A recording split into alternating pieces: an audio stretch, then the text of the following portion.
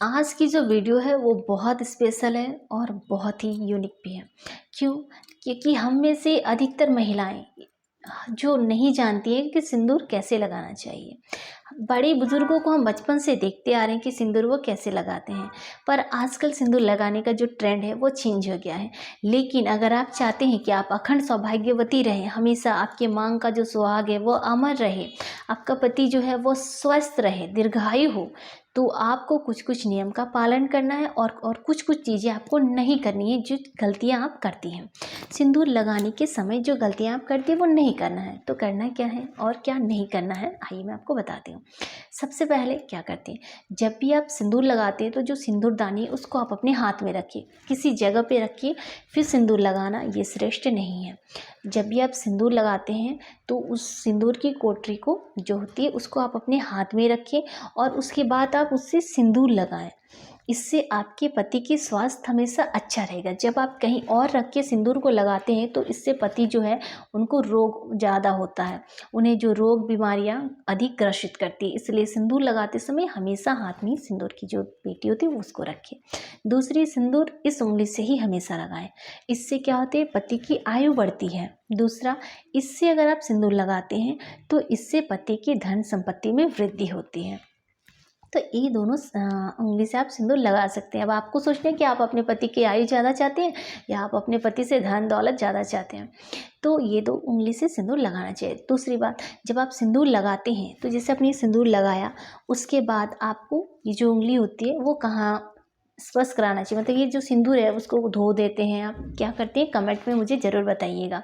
तो लगाने के बाद करना क्या, आपने जब सिंदूर लगाया उसके बाद आपको फिर यहाँ लगाना है, ये जो सिंदूर वाली उंगली है ये बिंदी में स्पर्श करानी है, फिर आपको थोड़ा गला में लगाना है, फिर जैसे चूड़ी आप पहनते हैं तो आपको उन चूड़ियों में लगाना है, ठीक है।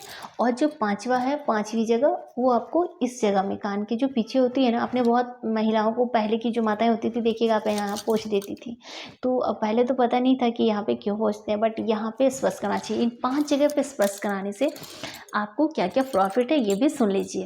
पहला तो पति की आयु बढ़ती है, दूसरा धन दौलत संपत्ति किसी चीज़ की कमी नहीं होती है, पति पत्नी में प्यार बना रहता है, और साथ ही कि पति जो है वो रोग से ग्रसित नहीं होते हैं, वो हमेशा स्वस्थ रहते हैं। और जब पति स्वस्थ हैं तो फिर अब घर भी अच्छा से चलेगा, आर्थिक तंगी नहीं होती है। ये सब कुछ कुछ चीज़ें सिंदूर लगाने के नियम हैं जो कि हर महिला को फॉलो करने चाहिए।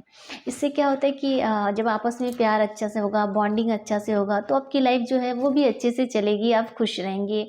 और इसके लिए खुश रहने की सबसे बड़ी वजह तो यही होती है कि आपकी जो लाइफ पार्टनर है वो आपको खुश रखे। तो वो आपको खुश कैसे रखेंगे, और जब आप उनके लिए इस तरह सीधी मांग करेंगे ना, तो सीधी सीधी मांग में जब सिंदूर को टेढ़ा नहीं लगाना चाहिए, बहुत कोई इधर इधर साइड पे लगाती है फैशन के तौर पे, बट नहीं लगाना चाहिए। इससे क्या होता है ना कि जो हस्बैंड होते हैं वो फिर टेढ़ी लाइन पे चले जाते हैं, फिर वो वाइफ को छोड़ के फिर नेक्स्ट जो होते हैं उधर, समझ रहे हैं आप। तो इसलिए सीधी लगाइएगा तो सीधे सीधे आप ही के पास आएंगे।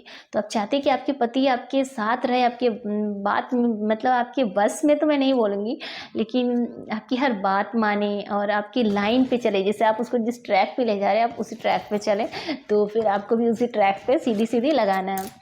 तो ऐसे सुंदर सुंदर और उपाय पाने के लिए, आई मीन इज़ नॉट उपाय, बट हाँ ये उपाय ही कह सकते हैं कि आपकी लाइफ में बहुत बड़ी समस्या आ रही है, जैसे आर्थिक तंगी है, तो बट आपने इस तरह से लगाना स्टार्ट किया ना, तो आप देखिए धीरे धीरे आपकी जो भी आर्थिक समस्या है वो भी खत्म हो जाएंगी।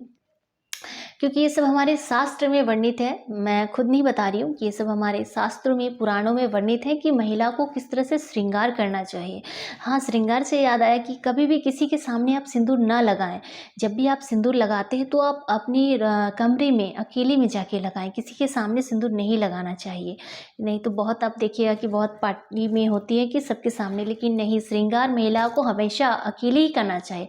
चाहे आप सिंदूर लगा रहे हो, नेल पॉलिश लगा रहे हो, या फिर आप 16 श्रृंगार कर रहे हो, कोई भी श्रृंगार कर रहे हो, तो किसी के सामने ना करें। पहले की माताएं भी देखते होंगे कि पहले वो जाती थी साइड में, फिर तैयार व्यार होकर आ जाती थी। आजकल तो सब कोई सबके साथ तैयार होते हैं, बट ऐसा नहीं है। 16 श्रृंगार महिलाओं को अकेले ही करना चाहिए, इससे उनको सुहाग पे किसी की नज़र नहीं लगती है। और कुछ कुछ चीज़ें जो किसी को नहीं देना चाहिए, इससे पति पे आँच आती है, विपदा आती है। तो अगर आप जानना चाहते हैं तो चैनल को सब्सक्राइब कर लीजिए, वीडियो को फटाफट से शेयर कर दीजिए, ताकि हर महिलाएं सही तरीके से हमारे साथ